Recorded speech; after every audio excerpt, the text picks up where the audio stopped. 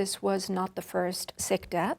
Other deaths had already occurred by then, by 1907. A coffin, more or less in the center of the photograph, and that contains the body of the person who passed away.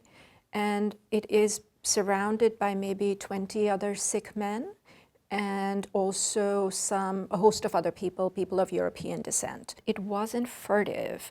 It turns out that this was something that was publicized in the newspaper prior to it.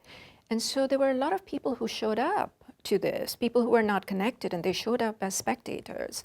So we're talking about newspaper representatives, journalists, and clearly at least a photographer. So it ended up being more like a spectacle, and people from the neighboring town actually showed up to witness this. Over a period of time, they started to accommodate to this. Funerals require the presence of others as much as possible. They require the presence of next of kin or whoever can stand in for next of kin.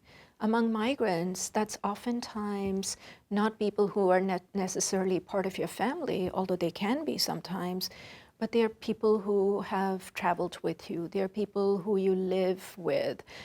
They're people you socialize with. These funerals were opportunities for them to be able to constitute community. And they would come together to perform these ceremonies. They would come to observe the rites of mourning as much as possible. We think of loss or grieving and mourning as private things, particularly among migrants, and there are not very many of them, right? So to lose one person or even a few people carries a fair amount of weight at the time. The question ultimately about death rites is a way to foreground questions of race and religion and gender and nationalism and state forms of governance that are shaping who belongs here and who doesn't.